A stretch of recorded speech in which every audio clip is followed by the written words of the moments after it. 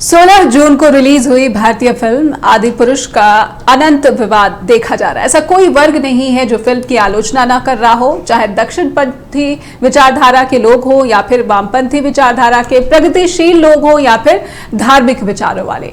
यहां तक कि न्यू जनरेशन के युवा भी आदिपुरुष में पौराणिक चरित्रों के चित्रण को अशोभनीय बता रहे हैं। ऑल इंडिया सिने वर्क एसोसिएशन ने प्रधानमंत्री नरेंद्र मोदी को फिल्म पर बैन लगाने के लिए पत्र भी लिखा है। लोग गुस्से में हैं, लेकिन पीएम मोदी की अमेरिका यात्रा के बीच आदिपुरुष का ये अनंत विवाद बैकफुट पर जाता दिख रहा है। नमस्कार, आप देख रहे हैं जस हिंदी टीवी। मेरा नाम है नेहा शुक्ला। स्ट्रेट टॉक के सभी दर्शकों का हार्दिक अभिनंदन।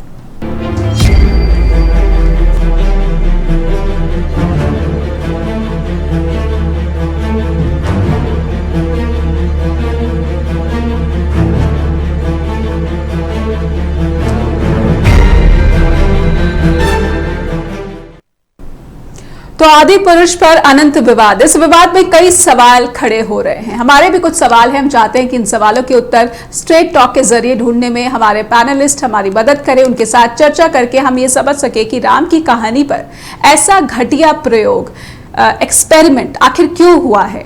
कुछ सवाल है जो हम चाहते हैं कि दर्शकों के सामने रखे जाए, और आज के ये जो सवाल है, स्ट्रेट टॉक की जो सवाल है, उसमें हम पूछना चाहते हैं कि रामायण की पवित्र कथा पर आखिर घटिया फिल्मी प्रयोग क्यों किया गया। लेखक मनोज मुंतशिर, निर्देशक ओम राउत ने रामायण को ही प्रयोग के लिए क्यों चुना। पौराणिक महाकाव्य के चरित्रों का ओछे शब्दों से चरित्रण क्यों हुआ है। राम को फिल्म में एक एंग्री यंग मैन क्यों दिखाया गया। क्या धार्मिक भावनाओं से विहीन निर्माताओं ने 600 करोड़ रुपए डुबो दिए, और क्या अब विवादित डायलॉग्स हटा दिए जाने से क्षतिपूर्ति हो जाएगी। ये तमाम सवाल हैं जो कि सिर्फ जस हिंदी पर ही नहीं हम उठा रहे हैं, बल्कि आम जनता, आम जनमानस के ये प्रश्न हैं जिन्हें हम लेकर सामने आए हैं, ताकि इन प्रश्नों पर चर्चा के जरिए समझने की कोशिश की जा सके कि आखिर जो सफाइयां निर्माताओं की तरफ से या फिर लेखक मनोज मुंतशिर की तरफ से दी जा रही है उसमें कितना वजन है, या फिर वो सफाइयां जो है वो कितनी ठोस लग रही हैं। हम चाहते हैं कि मनोज मुंतशिर का एक ताजा बयान भी है इस विवाद को लेकर, वो भी स्ट्रेट टॉक के दर्शकों को दिखाया जाए। इतने के लिए मेरी प्रशंसा होनी चाहिए कि मैंने बहुत अच्छा किया।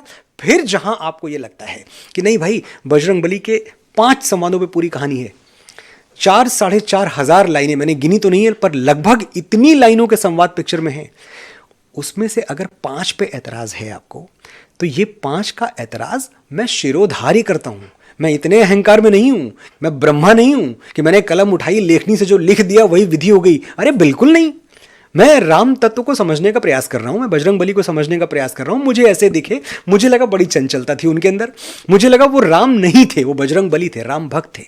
तो वो ह्यूमर लेके आते हैं राम कथा में, वो उसको बहुत रोचक बनाते हैं। उनके अंदर पर्वतों जैसा बल है, उनके अंदर हजारों अश्वों का वेग है, बल बुद्धि विद्या के देवता हैं। ऐसा नहीं कि उनकी कोई बुद्धि कम है, लेकिन इसके बावजूद जब वो बातें करते हैं, बड़ी सरलता से बात करते हैं, बड़े सहजता से बात करते हैं, बड़ी निश्चलता से बात करते हैं। बालक स्वभाव है उनका। तो राम की कहानी और इसके चरित्रों का स्वभाव समझने की बात कर रहे हैं मनोज मुंतशिर, और कह रहे हैं कि वो बेहतर तरीके से बेहतर डायलॉग्स उन्होंने लिखे, लेकिन 5 पर विवाद है।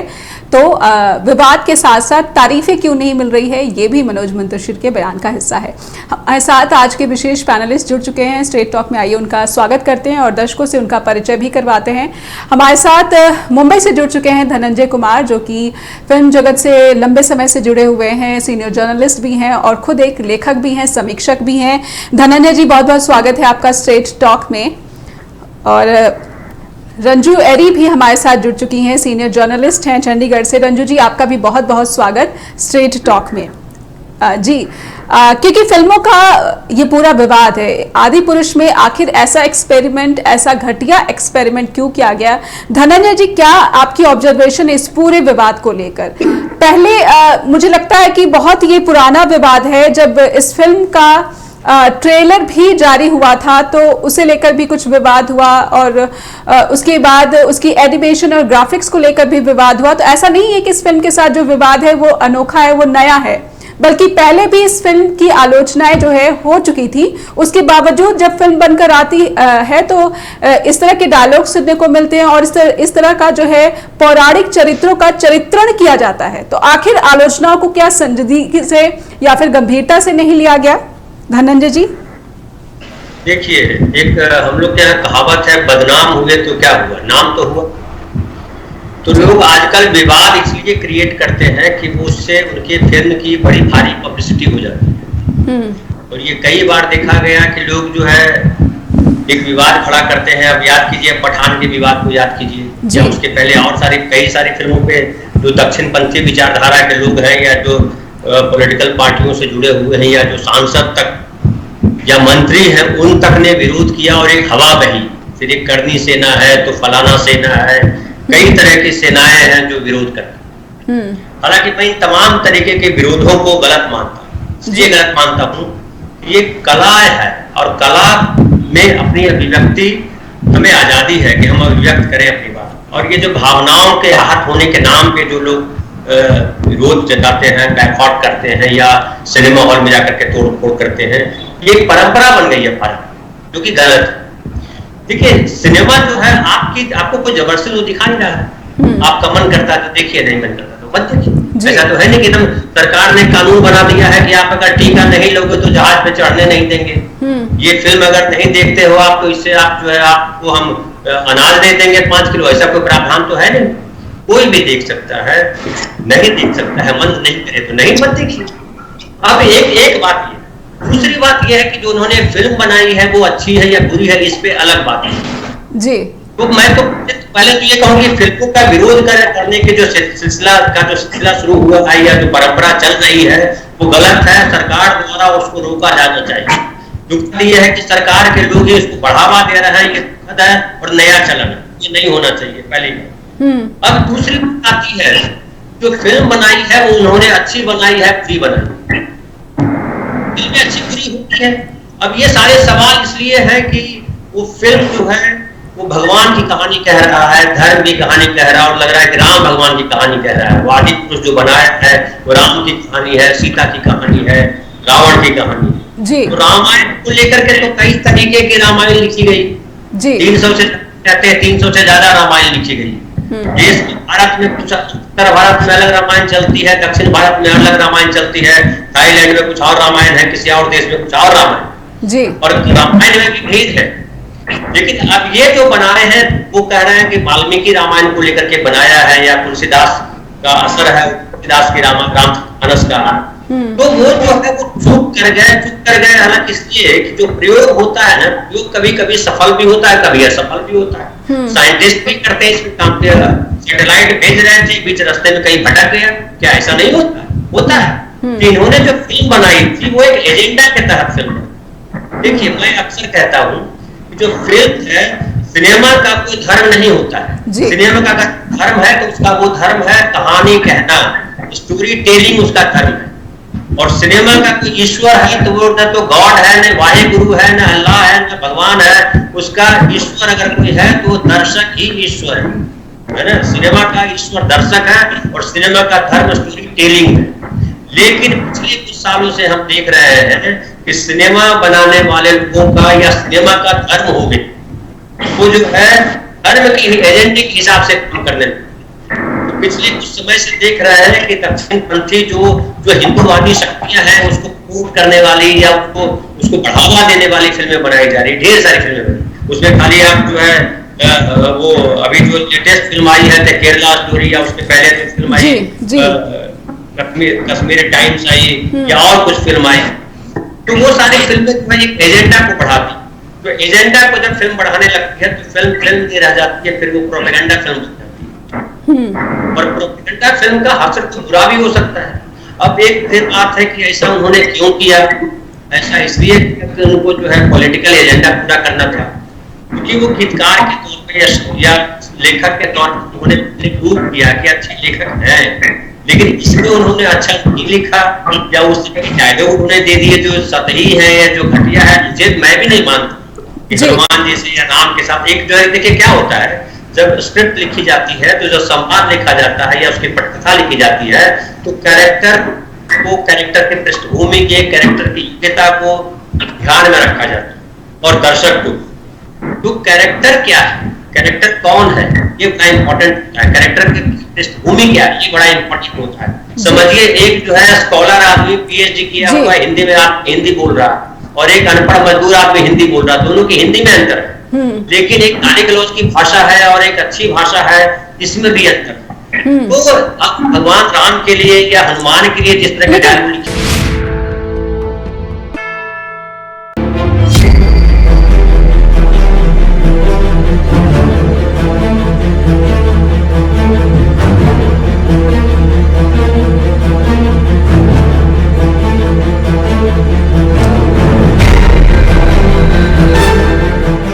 हम आज ये समझने की कोशिश कर रहे हैं अपने सीधे संवाद के जरिए अपने पैनलिस्ट की मदद से कि आखिर आदि पुरुष ये फिल्म और इस पर जो प्रयोग हुआ है उस पर अनंत विवाद क्यों देखा जा रहा है। आखिर जो पौराणिक महाकाव्य है उसके चरित्रों का इस तरह से चरित्रण क्यों किया गया, जिससे कि आम जनमानस में काफी गुस्सा देखने को मिल रहा है।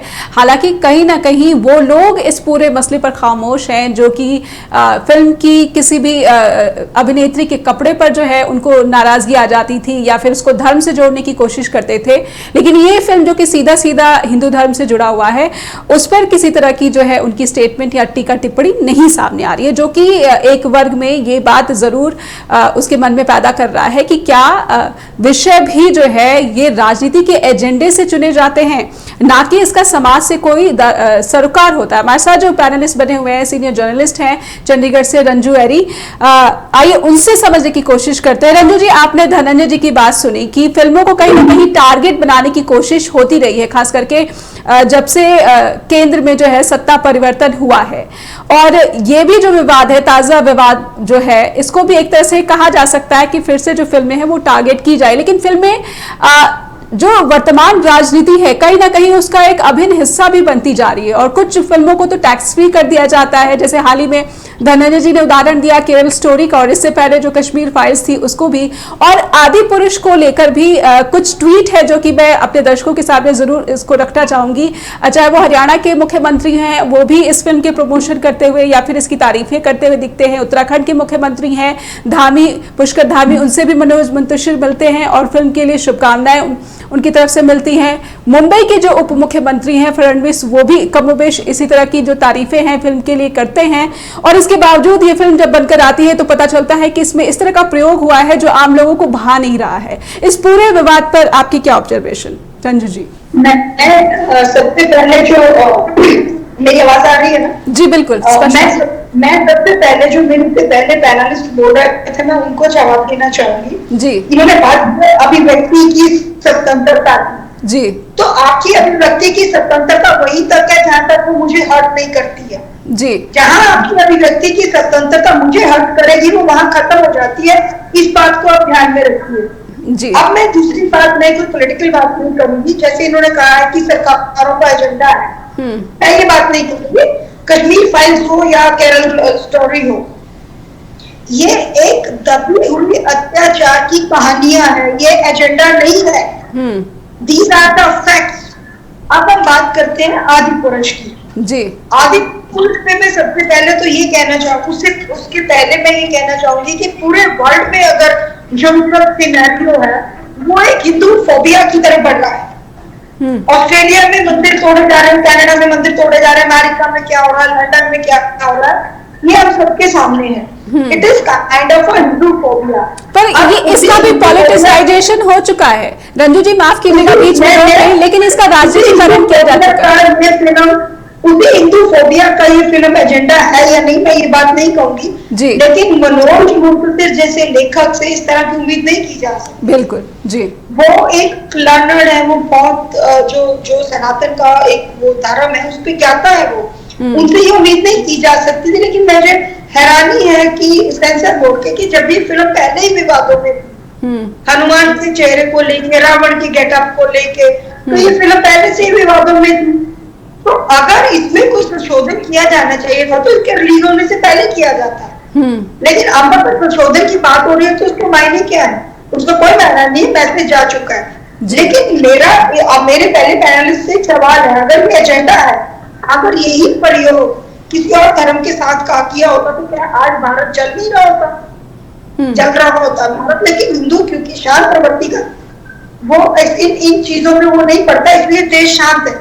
अदरवाइज आपने ये मुस्लिम से किया, किसी भी और धर्म के साथ प्रयोग किया होता तो आपको पता होता। सभी किसी भी धर्म विशेष पर टिप्पणी ना करें, माफी चाहूंगी रंजू, लेकिन किसी भी धर्म विशेष पर टिप्पणी ना करें, क्योंकि हमारा दायित्व है कि सर्वधर्म सम्मान जो होता है वो होना चाहिए। जी, हम सबका सम्मान करते हैं, इसलिए शांत है ना, इसलिए हम लोग चुप है।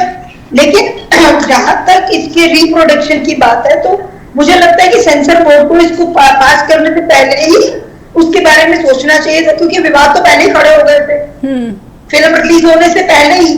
तो एजेंडा तो ये भी हो सकता है ना कि जब फिल्म रिलीज से पहले ही विवाद थे कि हनुमान का चेहरा या रावण का चेहरा लेकर के जिस तरह के विवाद थे, तो सेंसर बोर्ड को वही रोक लगानी चाहिए थी। आई एम श्योर कि पास क्यों किया, और अगर पास किया है तो किसने ये डायलॉग पास कर दिया। लेकिन जब रंजू जी मेरा प्रश्न ये है जी, रंजू जी मेरा, रामायण चाहे कितनी भी तरह से लिखी गई हो जी, उसका मूल मंत्र एक ही है, मर्यादा जी, एक ही मूल मंत्र है रामायण का, चाहे वो वाल्मीकि की रामायण है, चाहे वो तुलसीदास की रामचरित्र मानस है, या वो दक्षिण वालों की लिखी हुई रामायण है, मूल मंत्र एक ही है, मर्यादा। और भाषा की मर्यादा रामायण का सार भी है। आपके चरित्र की, आपके भाषा की जो मर्यादा है वो रामायण का सार है। अभी हाल ही में मैंने मनोज मुंसिर की एक और वीडियो देखी जो काफी चल रही है इन दिनों में, काफी वायरल हुई। वो कहते हैं कि हनुमान तो भगवान नहीं दिखते, हनुमान को तो एक भगत थे, भगवान तो हमने बना दिया उनको। तो अगर उनको थोड़ा सा भी पछतावा है तो वो इस तरह की बात क्यों कर रहे हैं जी, वो माफी भी मांग रहे हैं और वो इस तरह की बातें भी कर रहे हैं। जहां तक इन्होंने कहा फिल्मों का विरोध नहीं होना चाहिए, विरोध कंटेंट का है। अगर फिल्म का विरोध ना होता तो हिंदुस्तान में कोई फिल्म 100 करोड़ 1000 करोड़ 300 करोड़ का बिजनेस नहीं करती। फिल्म का कोई विरोध। अब दक्षिण में RRR भी बनी है ना, उसमें भी धर्म का उसका विरोध क्यों नहीं हुआ, क्योंकि वो पूरा रिसर्च करके बनाई गई चीज है जी। हमारे यहाँ रिसर्च तो होता नहीं है, पब्लिक उसको देख के जी। दक्षिण में रिसर्च के बाद फिल्म बनती है, उनकी किसी रिलीजियस फिल्म पे भी कोई विवाद नहीं होता है, क्योंकि रंजू जी एक ब्रेक का वक्त हो चला है और आपकी बातों से कुछ सवाल जो है वो मन में उठ रहे हैं कि आखिर रिसर्च नहीं की गई थी और उसके बावजूद अगर इस फिल्म के लेखक जो है मुख्यमंत्रियों से मुलाकात करते हैं और मुख्यमंत्री की तरफ से इसे लेकर ट्वीट भी कर दिया जाता है, तो क्यों जो विरोधी हैं या फिर जो आलोचक हैं इसको एजेंडा ना कहें। इस सवाल का जवाब जरूर मैं रंजू जी से भी लूंगी। और धनंजय में आज आदि पुरुष पर अनंत विवाद, आखिर जो सवाल उठ रहे हैं उनके जवाब क्या हो सकते हैं, जो दलीलें पेश की जा रही हैं निर्माताओं की तरफ से वो आम लोगों के गले से जो है नीचे नहीं उतर रही है, उस पर भरोसा नहीं कर पा रही है जनता। हमारे साथ पैनलिस्ट बने हुए हैं। रंजू एरी जी ने ब्रेक पर जाने से पहले कहा था कि रिसर्च के बिना ही इस तरह की फिल्में बना दी जाती है जिससे कि जनमानस की जो भावनाएं हैं वो आहत हो जाती है। उन्होंने RRR फिल्म का भी जिक्र किया। लेकिन धनंजय जी मैं आपसे समझना चाहती हूँ कि जिस पॉलिटिकल एजेंडा या फिर प्रोपेगेंडा की बात आप कर रहे थे, तो ऐसे में प्रश्न उठता है कि अगर रिसर्च बेस्ड ये फिल्म नहीं थी, जो कि खुद मनोज मुंतशिर भी है एक विरोधाभासी जो है बयान देते हुए भी नजर आते हैं, और उसके बावजूद वो मुलाकात करते हैं फिल्म को लेकर, फडणवीस से मिलते हैं और मनोहर लाल खट्टर से मिलते हैं, पुष्कर धामी से मिलते हैं, और वहाँ उन मुख्यमंत्रियों के उप मुख्यमंत्री के ट्वीट भी सामने आ जाते हैं। तो कहीं ना कहीं ऐसा लगता है कि क्या मुख्यमंत्री या फिर उप मुख्यमंत्री को पता ही नहीं था कि फिल्म का कंटेंट क्या है और उसके समर्थन में जो है ट्वीट कर देते हैं, इतनी अनभिज्ञता। धनंजय जी, उसके बाद इसी सवाल पे मैं रंजू जी से जवाब समझूंगी। कोई अनभिज्ञता नहीं, उनको पता ही है अपने खेल का आदमी, इसको बढ़ावा दिया जाना चाहिए। क्या कोई विरोध कर रहे हैं वो लोग? अभी कोई दूसरा आदमी फिल्म बनाया होता तो अभी उसको तोड़ फोड़, उसके घर पे हमला हो चुका होता, कुछ और हो चुका होता, उस पर 10 केस दर्ज हो चुके होते। लेकिन खैर जाने दीजिए, अपना उससे लेना देना नहीं, सरकार जाने जनता जाने। लेकिन जो मैं एक बात हर धर्म के लिए, जैसा मैडम बोल रही थी कि फलाना धर्म में बनाइए, मैं सारे धर्मों को, मैं चाहती किसी भी धर्म पे जो है टीका टिप्पणी ना की जाए जी। देखिए सारे धर्म, जो भी धर्म वाले लोग हैं उनकी भावनाएं जो आहत हो जाया करती हैं, वो भावनाएं उनकी पर्सनल भावनाएं आहत हो जाती है, वो किसी चीज से आहत होती है। और उनके करने से भी दूसरे की भावनाएं आहत होती है। तो भावनाओं के आहत होने का कोई सिलसिला कहीं खत्म नहीं होता है। कहां से शुरू करे कहां खत्म करे, मर्यादा का भी कोई ये नहीं। अब मर्यादा देखिए, हमारे गांव में तो मर्यादा है कि लड़की अपने सर पे आंचल रखे, है ना, साड़ी पहन के चले, घर में रहे, कम बोले, ये सब मर्यादाएं। पिता जो कहे वही सुने, पति के इसके पालन कर, पति जो कहे उसका पालन करे, जिसकी मर्यादाओं अगर मर्यादा। रंजू जी मैं आऊंगी, इनकी बात पूरी हो जाने दीजिए जी। तो ये जो आस्था का सवाल है, मर्यादा का सवाल है, ये समय समय पे अलग अलग तय होते रहते हैं। और जो मैंने कहा राइटिंग की बात मैंने कही, मैं राइटिंग पे ही बात करूंगा। ये राइटिंग जो होती है वो मर्यादा की बात जो है राइटिंग से जुड़ी हुई, वो कैरेक्टर के आधार पर होती है। कौन कैरेक्टर है, समझिए अभी कई सारी फिल्मों में आप देखते होंगे या टीवी सीरियल में या खास करके वेब सीरीज में गाली गलौज आती है, लगता है कि कैरेक्टर ऐसा ही बोलता है। या समझिए उपन्यास पढ़िए, अब कई सारे उपन्यास है जिसमें गाली गलौज है, बड़े चर्चित उपन्यास रहे जी। तो ये जो है वो समाज को, जिस समाज को लिखा जा रहा है, जिस समाज को कैमरे में कैद किया जा रहा है, उस समाज की सच्चाई को दिखाने के लिए ऐसा लोग करते हैं कई लोग। हालांकि मैं भी मानता हूं कि गाली गलौज नहीं होना चाहिए। हमारा समाज, क्या हम अपनी बहन के साथ, अपने भाई के साथ, अपने बच्चे के साथ उस तरह के काम कर सकते हैं? जो करे वही दिखाएं, अच्छा है। क्योंकि मनुष्य एक सामाजिक प्राणी है, हम एक पारिवारिक व्यक्ति है, इसलिए मैं भी इस धारा के समर्थक हूँ। लेकिन अगर कोई दिखाता है फिल्म में, टेलीविजन सीरियल में या वेब सीरीज में, तो आपके पास अधिकार है, मत देखें आप व्यवस्थित थोड़े। सेंसर बोर्ड जो है, सेंसर बोर्ड में दिया जाता है, वो उसके पैमाने हैं कि वो 12 साल से कम उम्र के बच्चे देखेंगे, 18 साल से 16 साल तक के बच्चे देखेंगे, 18 या 18 से ऊपर के देखेंगे, कैटेगराइज किया हुआ है। तो कैटेगराइज किया हुआ है तो आप उसमें जाए। एडल्ट फिल्में भी देखी जाती है, एडल्ट तो है। समाज में जो सारी चीजें आपने तय की है, कल वो बदल जाएगी, परसों कुछ और नया आ जाएगा। तो परिवर्तन संसार का नियम है। और देखिए, मैं एक और बात बताऊं कि हम समझिए, मैं हिंदू धर्म का व्यक्ति हूं, लेकिन दुनिया में ढेर सारे लोग हैं जो हिंदू धर्म नहीं मानते, कुछ और धर्म को मानते। कोई इस्लाम मानता है, बहुत सारे लोग हैं जो इस्लाम को नहीं मानते। तो इसका मतलब है क्या है? इसका मतलब ये है कि जो इस्लाम मानता है, क्या वो धार्मिक व्यक्ति नहीं है? जो हिंदू मानता है, क्या वो धार्मिक व्यक्ति नहीं है? ईसाई मानता है, क्या वो धार्मिक व्यक्ति नहीं है? सारे धार्मिक व्यक्ति हैं। बहुत सारे लोग हैं जो किसी धर्म को नहीं मानते, बहुत सारे लोग हैं जो अपने धर्म के भी अपने सुविधा के अनुसार चीजों को मानते हैं, बाकी चीजों को नहीं मानते हैं। तो वो व्यक्तिगत आजादी दी गई है। और हमारा संविधान नागरिक स्वतंत्रता की बात करता है। हमारा संविधान जो है किसी धर्म की बात नहीं करता, सबके प्रति सम्मान हो, कोई किसी को गाली न दे रहा हो। लेकिन एक और बात मैं लास्ट करके खत्म करूं जी, कि जो संविधान के जो ड्राफ्टिंग कमेटी के चेयरमैन थे, जिनको जो संविधान का निर्माता कहा जाता है, उन्होंने ही हिंदू धर्म को त्याग करके जब बौद्ध धर्म स्वीकार किया, तो किस तरह की 22 प्रतिज्ञाएं क्या थी उसमें? आप उसको आज दोहराते हैं, अभी दोहराने गए थे वो, हाँ, आम आदमी पार्टी के जो है नेता है, मंत्री थे, उनको मंत्री पद से हटा दिया गया। गुजरात गए थे ना, दिल्ली गए थे दोहराने के लिए। तो ये सारी चीजें एक अलग विवाद का विषय है, मैं उसमें नहीं पढ़ूंगा। सिनेमा में बात कर रहे हैं जी, सिनेमा पर केंद्रित बात रखें, लेकिन सिनेमा के लिए इंस्पायर हो गई, क्योंकि वो जो सिनेमा का जो धर्म है उसके अनुसार फिल्म नहीं बनाई थी, उन्होंने सिनेमा बनाया था एजेंडा के तहत। जी रंजू जी, यही प्रश्न मेरा आपसे कि अगर मुख्यमंत्री जो बीजेपी के हरियाणा के हैं, उत्तराखंड के हैं, डिप्टी सीएम है महाराष्ट्र में, क्या इन नेताओं को जो है कंटेंट के बारे में पता नहीं था, अनभिज्ञता थी, उसके बावजूद उन्होंने ट्वीट कर दिया फिल्म के समर्थन में? ये कितनी बड़ी जो है चूक हो गई है उनसे।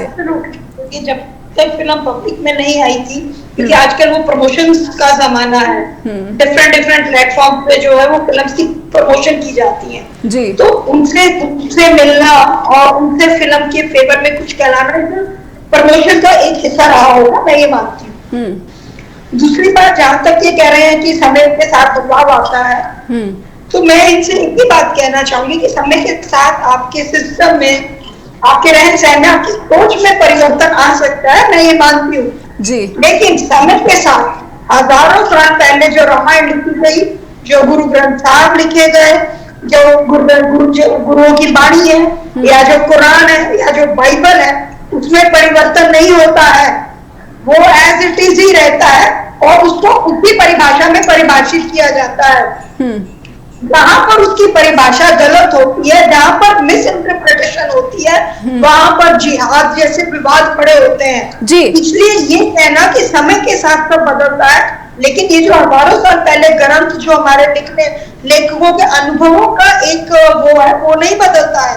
ना रामायण बदलेगी, ना उसकी भाषा बदलेगी, रंजू ना जी। कुरान बदलेगी, जी। ना बाइबल बदलेगी, वही भाषा रहेगी, वही भावना रहेगी, ऐसे में वही परिभाषा रहेगी। जी, ऐसे में सवाल उठता है रंजू जी। पहनना और ये सब बातें फिजूल की बातें हैं ना। तो हाँ, एजेंडा हो सकता है फिल्म, किसका एजेंडा है, क्योंकि वो मैंने पहले ही कह दिया कि किस तरह पूरे विश्व में मंदिर तोड़े जा रहे हैं, एक हिंदू विरोधी एक पूरा अभियान है, ये उस एजेंडे का हिस्सा हो सकता है। इसमें सरकार का क्या एजेंडा है, ये मुझे इनकी बात बिल्कुल समझ में नहीं आया। नहीं, पर सरकार की तरफ से जो केंद्रीय सूचना प्रसारण मंत्री हैं, उनका ये बयान आया अनुराग ठाकुर का।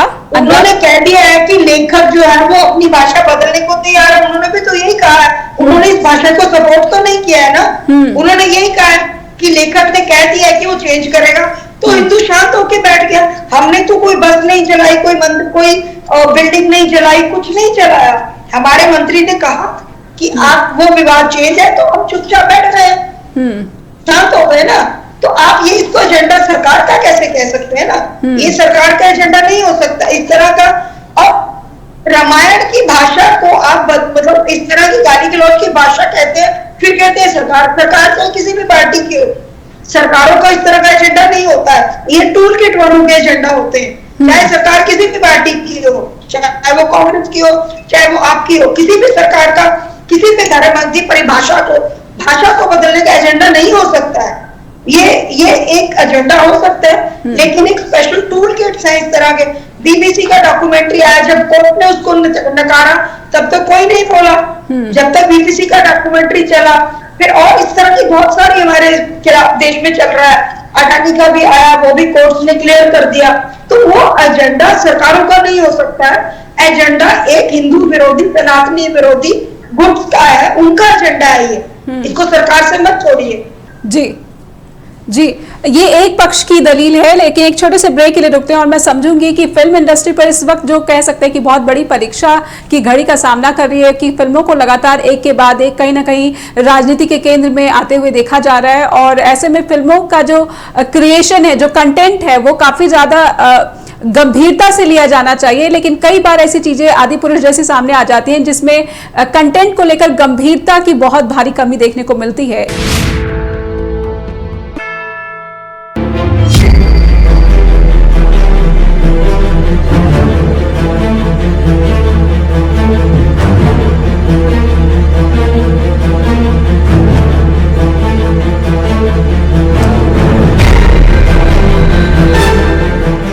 हम ये समझने की कोशिश करें कि फिल्म आदि पुरुष जिसे लेकर अनंत विवाद देखने को मिल रहा है, और केंद्रीय सूचना प्रसारण मंत्री अनुराग ठाकुर ने भी कह दिया है कि फिल्म के निर्माता जो हैं वो डायलॉग बदलने पर राजी हो गए और उन्होंने उम्मीद जताई है कि इससे जो है विवाद वो शांत हो जाएगा। लेकिन क्या इतना भर कह देने से जो प्रसारण मंत्री की जिम्मेदारी है वो पूरी हो जाती है? हमारे साथ जो पैनलिस्ट बने हुए हैं, धनंजय जी से मैं समझना चाहती हूँ। धनंजय जी, फिल्में लगातार आलोचना के केंद्र में रहती हैं। आदि पुरुष एक और ऐसी फिल्म जिसे भारी आलोचना का सामना करना पड़ रहा है। सूचना प्रसारण मंत्री का जो बयान आया है फिल्म के डायलॉग्स को लेकर, क्या आपको लगता है देर से आया बयान है, या ये पहले ही जो है फिल्म के रिलीज से पहले ही किसी तरह के गंभीर सेंसर बोर्ड एक्शन की इस पर दरकार थी?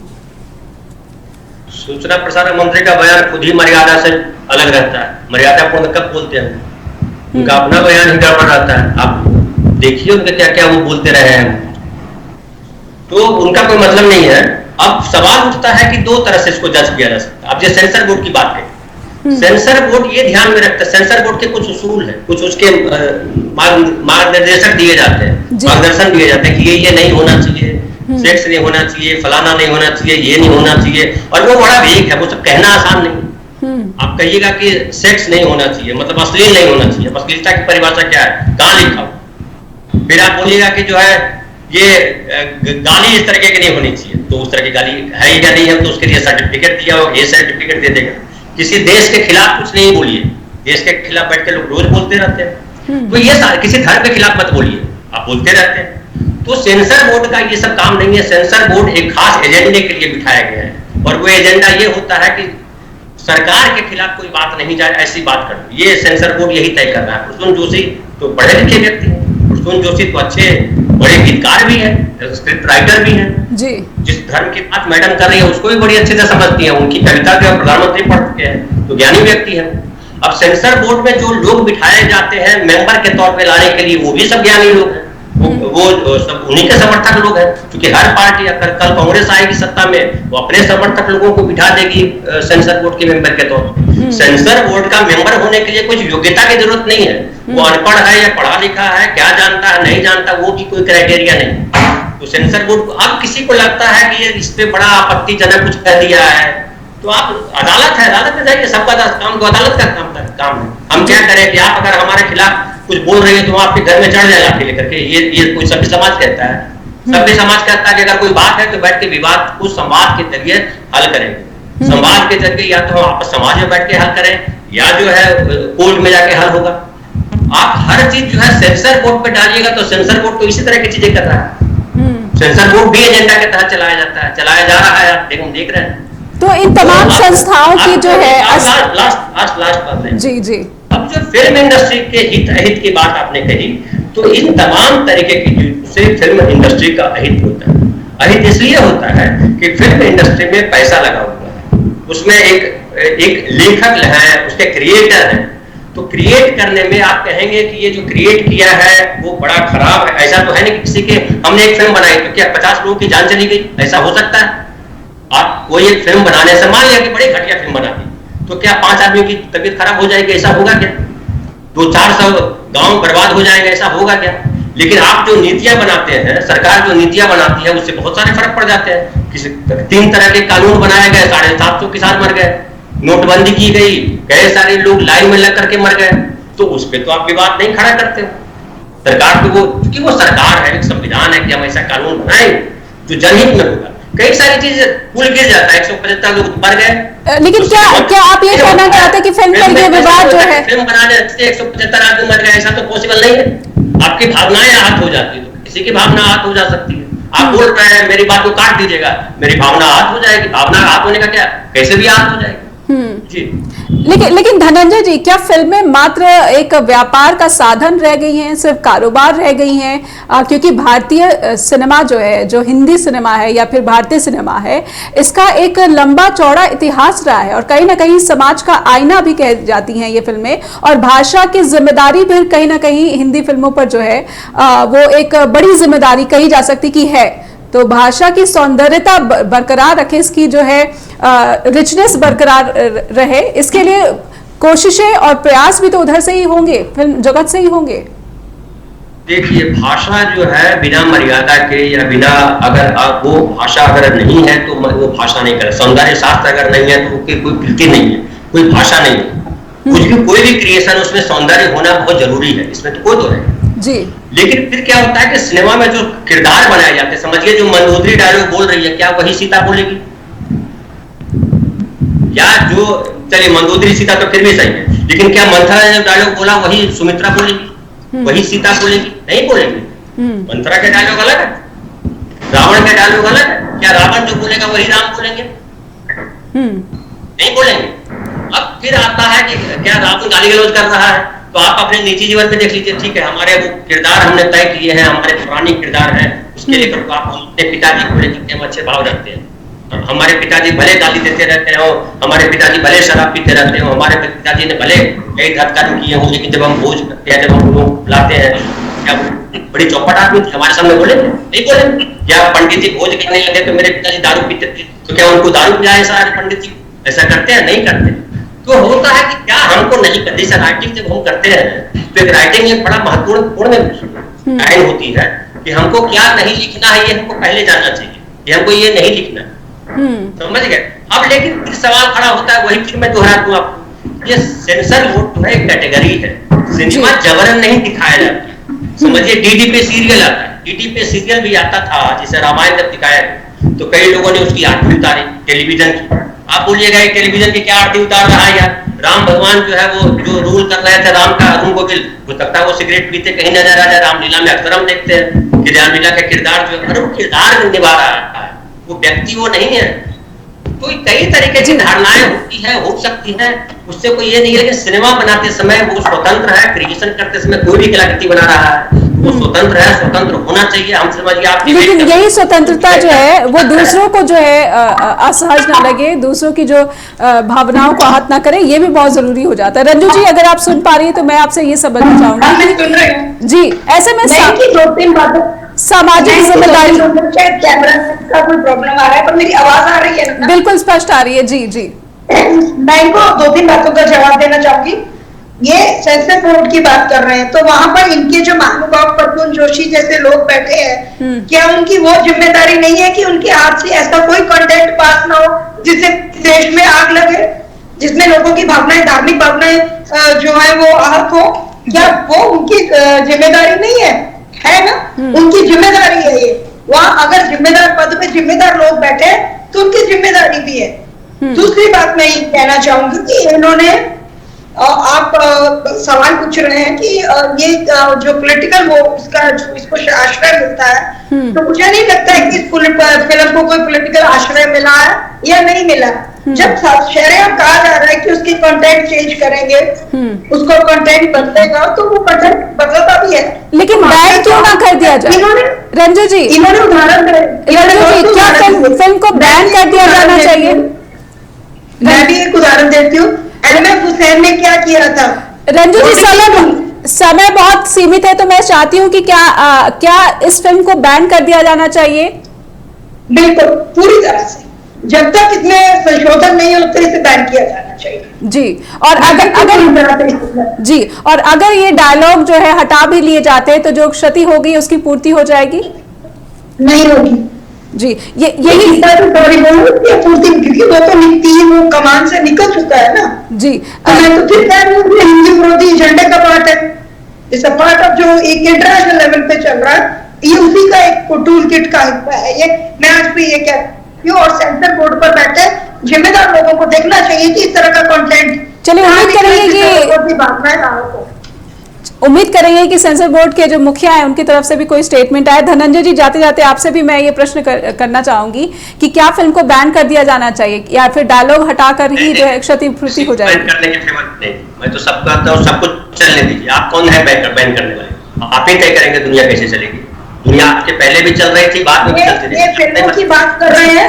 हमारी हिंदी फिल्में जो चेहरे को देख के कहानी लिखी जाती है, रिसर्च नहीं है, इसलिए नहीं चलती हैं। समय समाप्त हो गया, इसलिए माफी चाहूंगी, समय समाप्त हो गया, इसलिए रोकना पड़ रहा है, समय समाप्त हो गया। बहुत बहुत धन्यवाद करना चाहूंगी। धनंजय जी, माफी चाहती हूँ, रोकना पड़ेगा, समय समाप्त हो गया। रंजू जी, बहुत बहुत धन्यवाद आपका भी, और धनंजय जी आपका भी बहुत बहुत धन्यवाद कि विभिन्न प्रश्नों पर आपके साथ चर्चा करके ये समझने में हमें और हमारे दर्शकों को आसानी हुई कि आखिर आदिपुरुष का ये जो अनंत विवाद है उसका मूल जो वजह है, जो जड़ है, वो कहां पर है। सेंसर बोर्ड, आखिर सेंसर बोर्ड के जो मुखिया हैं, जो वहां पर गाइडलाइंस है, उसका किस तरह से अनुसरण हो रहा है। और अब जो क्षतिपूर्ति हो गई है, क्या डायलॉग हटा दिए जाने से, जैसा कि सूचना प्रसारण मंत्री ने भी कहा है कि फिल्म के निर्माता मान गए डायलॉग हटा दिए जाएंगे, तो क्या इतने भर से इस फिल्म का जो विवाद है, इस फिल्म के कैरेक्टर्स को लेकर जो लोग आहत हो गए, जिस तरह से चरित्रण किया गया है, ये थम जाएगा या फिर क्षतिपूर्ति हो जाएगी? कुछ सवाल जो है दर्शक जो है इसका जवाब देना चाहें तो हमें info@justbroadcasting.com पर ईमेल भेजना ना भूलें। आपके सजेशंस और आपकी शिकायतों के लिए हमेशा हम जो है उसका स्वागत करते हैं और उसका भरपूर ये कोशिश करेंगे कि उसका उत्तर भी दें आपको। neha@justbroadcasting.com पर भी हमें ईमेल भेजना ना भूलें। बहुत बहुत धन्यवाद, फिर होगी आपसे मुलाकात।